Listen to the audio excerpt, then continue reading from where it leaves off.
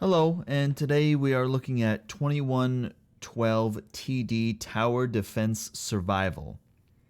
As you may have guessed, this is a tower defense game with a very old school looking graphics style, which has you defending various human facilities across the solar system from alien invaders.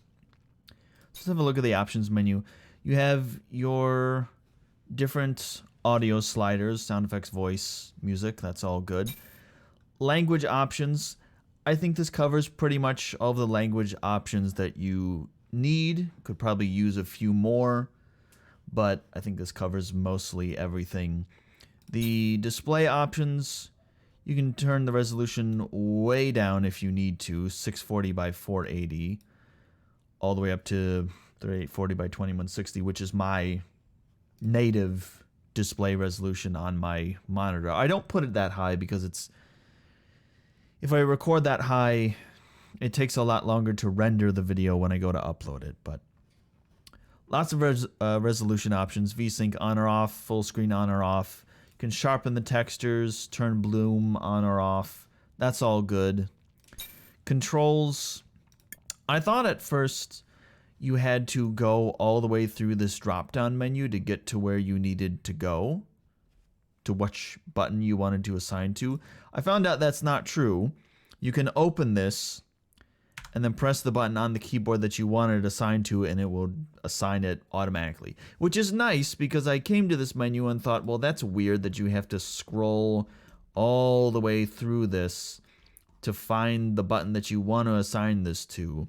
Although, with the page up and down, if I open this in, obviously it won't assign it because it just scrolls through this. So, with this, I do have to scroll to it because it had the camera in and out on, I think, E and Q, which I didn't really like. I wanted to use the scroll wheel.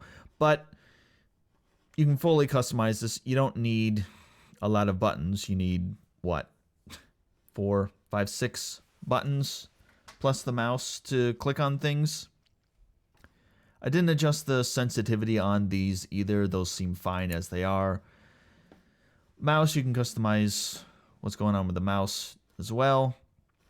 And that's really it for the options menu. We're going to jump into a game. I'll show you some gameplay and explain what's going on.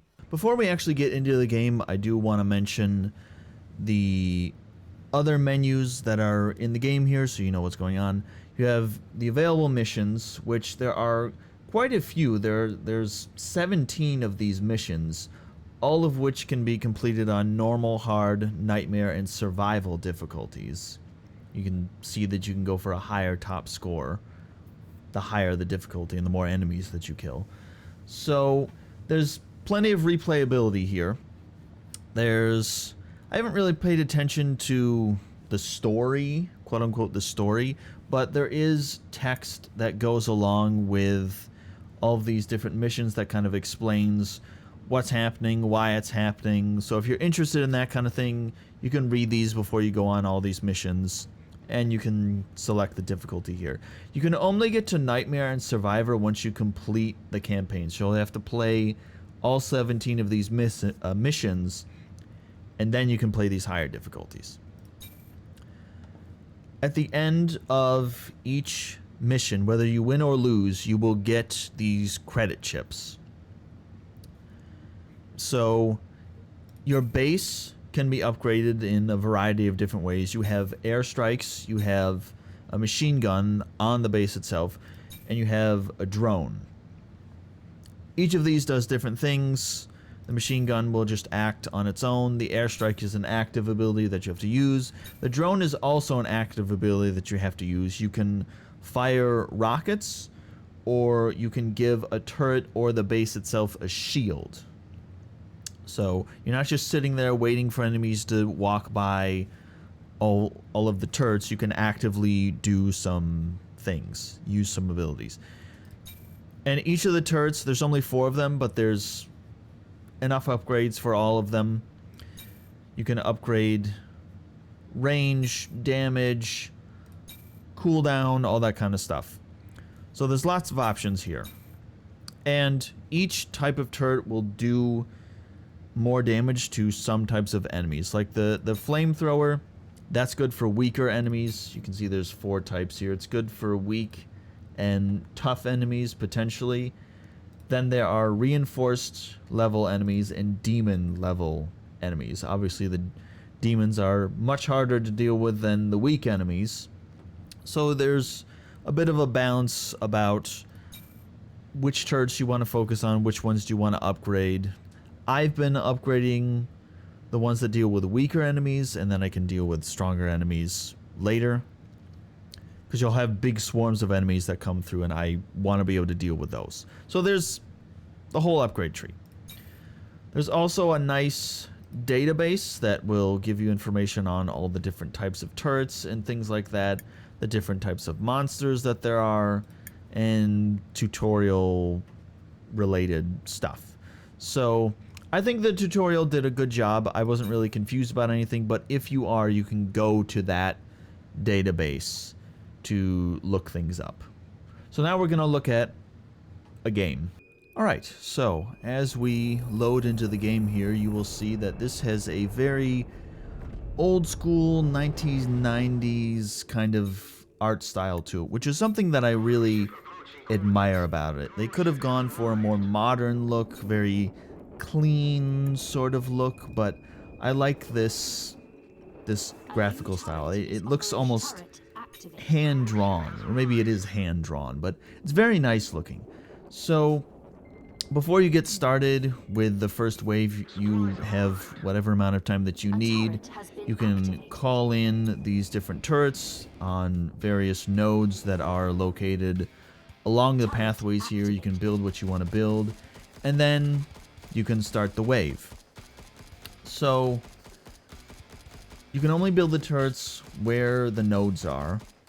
You have machine guns, plasma guns, flamethrowers, and artillery.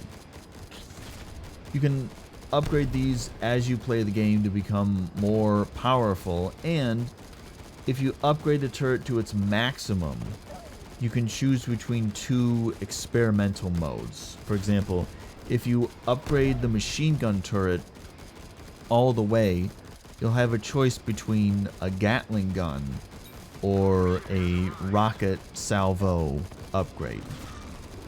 These are powerful upgrades that come with an ability you have to activate to boot. When you activate the ability, for example, the Gatling gun's damage output goes up enormously, but there is a cooldown period afterwards, which means the gun is not going to fire for a little while. It's going to be shut off. So be careful about when you use it. If you have a lot of enemies showing up right at your base, it can clear them out, but if there's even more behind them, that gun's not going to be firing. So you got to be careful about that. All of the turrets have different experimental modes. They're not all the same as each other. So another example is the plasma turret. You can upgrade it into basically a turret that shoots electricity, and I believe it will chain between various enemies, or that might be the ability that you can use with that turret so that it can hit multiple targets instead of just one. As you kill more of these aliens, you'll earn more money. You can see that in the top left. You have, from left to right, your base health, which is at 100% right now, the amount of money that I have, which is at about $60 right now. It went way up because I killed a bunch of aliens. And then the 4 out of 13 tells you how many waves you've gotten through so far and how many total that there are. You can wait for the next wave to come in, or you'll get these indicators on the sides of the screens like they are now with the little satellite looking thing. You can press that ahead of time and have the next wave start earlier.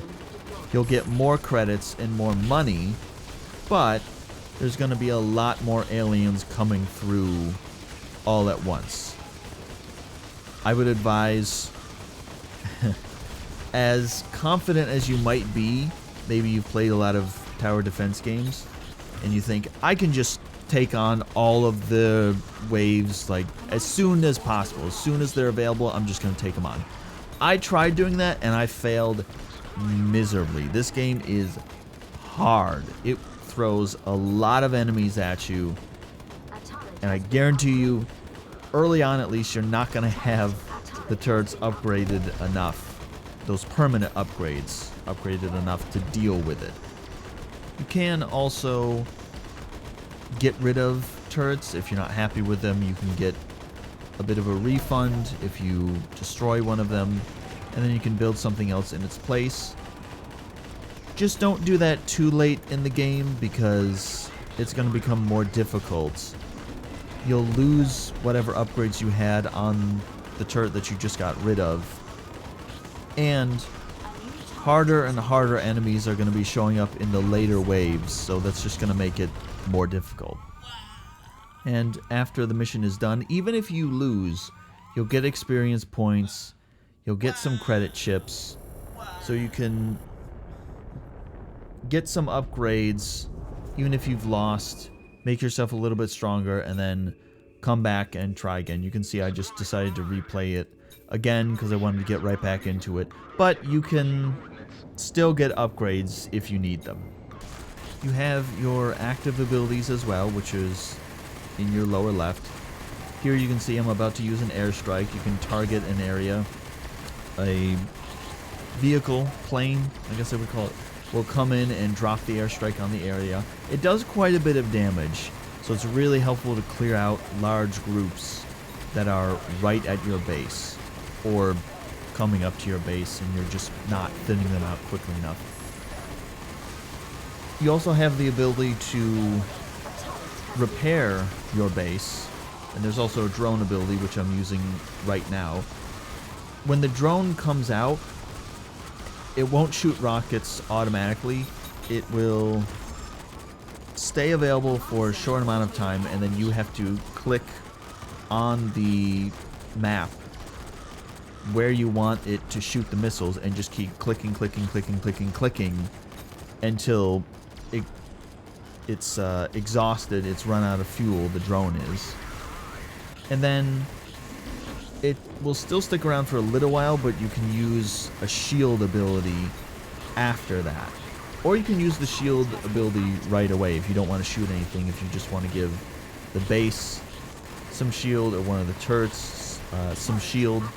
So you have a few different abilities that you can use here. I am playing the game on hard difficulty, and it's tough. There's no doubt about it. It's absolutely tough. But it's good. It's fun. I like tower defense games. As I mentioned, I really like how this game looks. Some people might look at this and go, "Oh, it looks ugly. I don't like it." But I like it. I like it a lot. It's got style to it. I enjoy it. And considering the price for this game, it's less than $5 USD. And considering all the missions that you get, the upgrades that you can make as you play, and the permanent upgrades, the fact that you can replay missions on harder difficulties, I can't imagine what the higher difficulties are like. The one above hard, and then the other one above the difficulty that's one above hard. Because even on the hard difficulty, this is difficult. But I think the game is absolutely worth your time if you like how this looks, if you like tower defense games. I'm more than happy to recommend this. You should check it out. I think you'll like it if you're into tower defense games. Thank you for watching. I will see you next time.